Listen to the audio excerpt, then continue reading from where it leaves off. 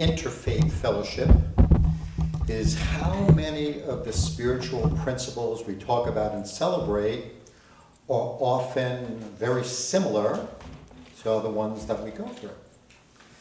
So for the past 2 Saturdays, we have been in the days of awe, the Jewish high holy days, when we have been called by God to prepare for this new year that we're entering.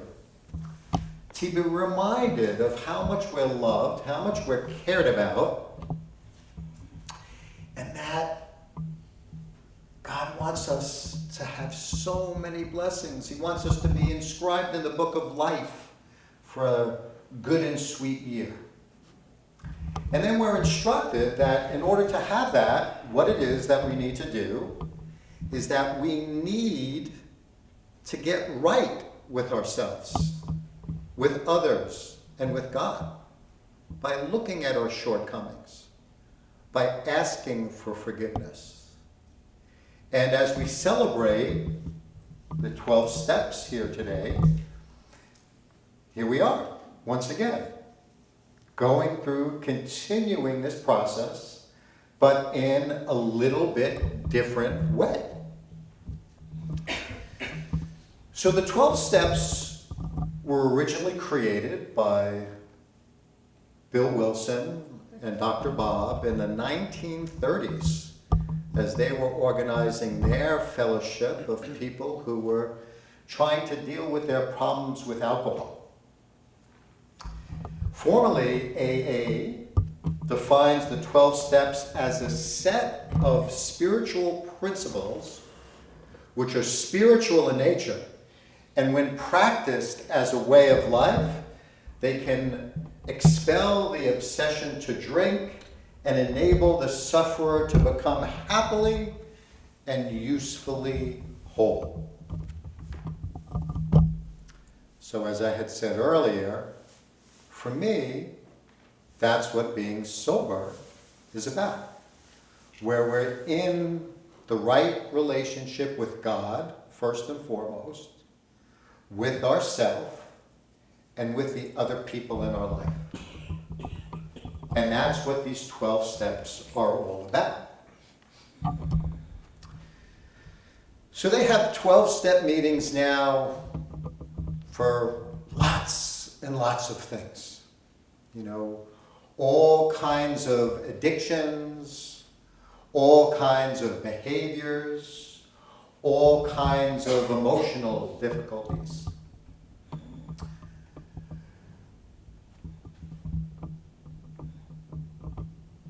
Let's talk about what an addiction is. This is the way that I see an addiction. An addiction is something that we're trying to do, which some part of us thinks is a good way to take care of ourselves, but it ends up not being in our best interest. It ends up making us feel worse. It ends up not being in our highest good. So, I'd like to just kind of go through these 12 steps with you. The first 3, in my opinion, are like the foundation of the program. It's like you definitely have to start here on these first 3 steps. And if you're not getting these, it's unlikely that you're really going to be able to progress. So the first one is we admitted that we were powerless over blank, whatever it is that's not working for us in our life, and that our lives had become unmanageable. It is only when we do this and our egos see that the way that we're taking care of ourselves is not in our highest good and that it's making our life unmanageable, it's only then that those wounded parts are willing to surrender and say, okay, I just can't do this anymore. I don't want to go on living my life that way. And it's only then that we're brought to our knees so that we can become open in step number 2 to believe that there is a power greater than that addict, than those parts of us that are wounded and dealing with ourselves in ways that aren't in our highest good, and that this higher power, these resources, can restore us to sanity. And then in step number 3, we make a decision to turn our will and our lives over to the care of God as we understand God to be.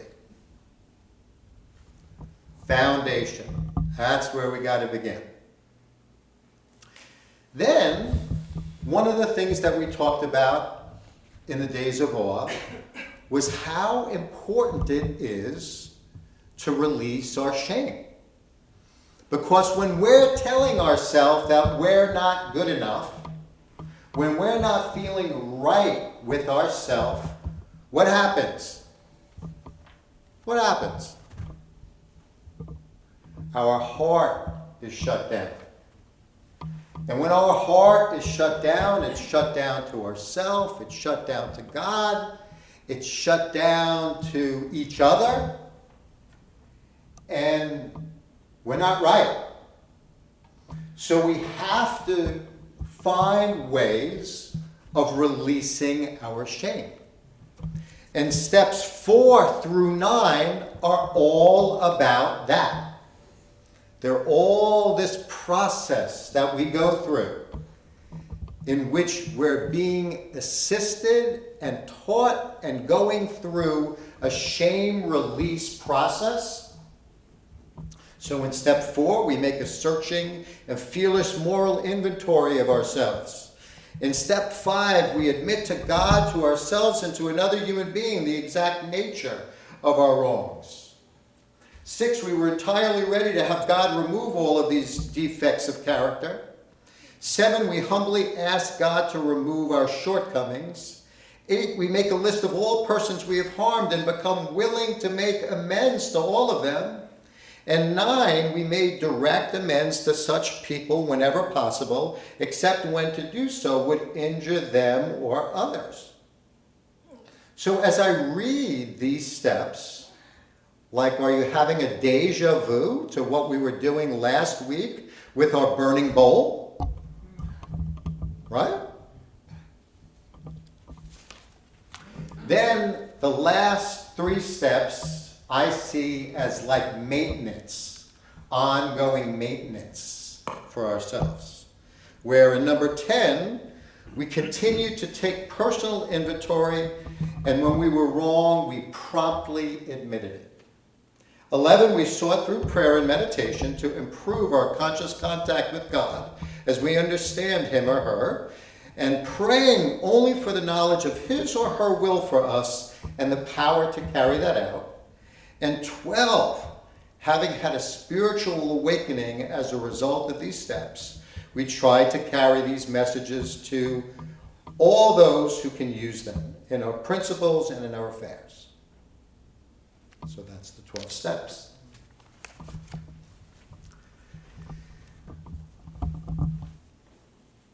So I've been working these 12 steps, for a pretty long time now. And when we first start going through them, we're kind of brought through them in order.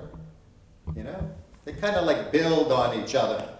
And it's important, especially initially, to kind of go through them in order. But I think that in our real lives, they're like the circular thing. We're always getting triggered in some way, which brings us to a particular step or a particular progression of steps. They build on each other. They're in relationship with each other. It's a process. But the one these days that I keep coming back to and keep wrestling with, and looked at more positively, keep going to deeper and deeper levels with, is that step number one. You know? For me, you know, I'm kind of at the place where I get that, you know, many of the ways that I'm, quote, taking care of myself, you know, isn't working for me. Just doesn't work. It shuts down my heart. It does not allow me to be who I fully am. It does not allow me to be in relationship with God, with all of you, with all the people I love in the ways that I want to be.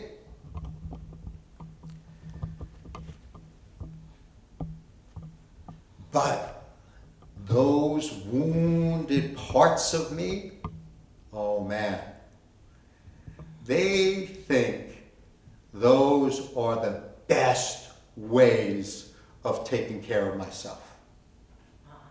Oh yeah. They do not want to surrender. They do not want to admit that not only are they not a good way of taking care of myself, but they're making my life unmanageable. On November 16th, I'm going to be continuing what I've started here today. Joanne's away again, and I'm going to be doing a service on surrender. Of course, I'm really doing it for myself, and maybe you may gain some benefit from it as well. You know, I believe these addicts in us, these wounded parts of us, you know, who think that they know best, you know, I think that they just want to be God.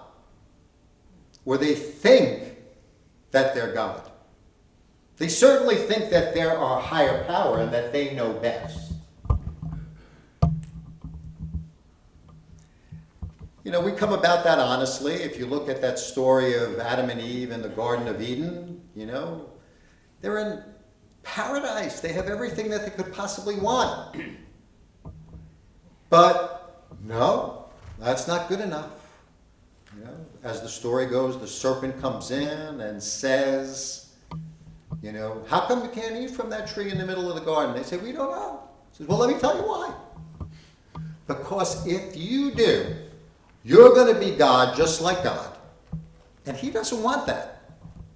You know, he wants to be the head honcho. He wants you to be the underlings. And, you know, and you can be God if you just eat from that tree. All of a sudden they have everything. We have everything we could want, but it's not enough. Sound familiar? And they go and they eat from this tree, from this fruit, and they realize in a way like they have never that they are not God. And they feel all of the shame about it. And it's in that shame that they hide from God and they disconnect from God. We're still doing it. We're still doing it. Catholics call that original sin. The Kabbalah calls it bread of shame. When there's God and there's us, how can we not see ourselves as not enough? And then the reverse side of that, you know, the defense against that, the reaction formation, defense against that is to do the exact opposite and to act like we know exactly how to take care of ourselves.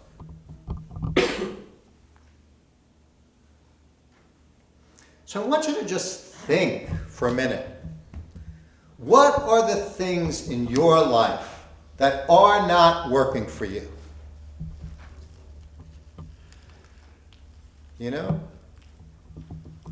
What are those wounded parts? Who are those wounded parts that keep wanting to drive that bus? Who are they? What kind of relationship do you have with them? When they're driving the bus, how do you feel towards them? How do you deal with them? Or maybe you don't do that at all. Maybe you just look the other way and just let them drive. This is the message that I want to leave you with today. Between now and the time that I do that surrender service, I want you to pay attention to this process within you. Pay attention to this process of observing these parts of you that are, quote, taking care of themselves, but in ways that are not in their highest good. And I am inviting you to get into relationship with them, to get to know them better, to talk to them, to remind them of who they really are,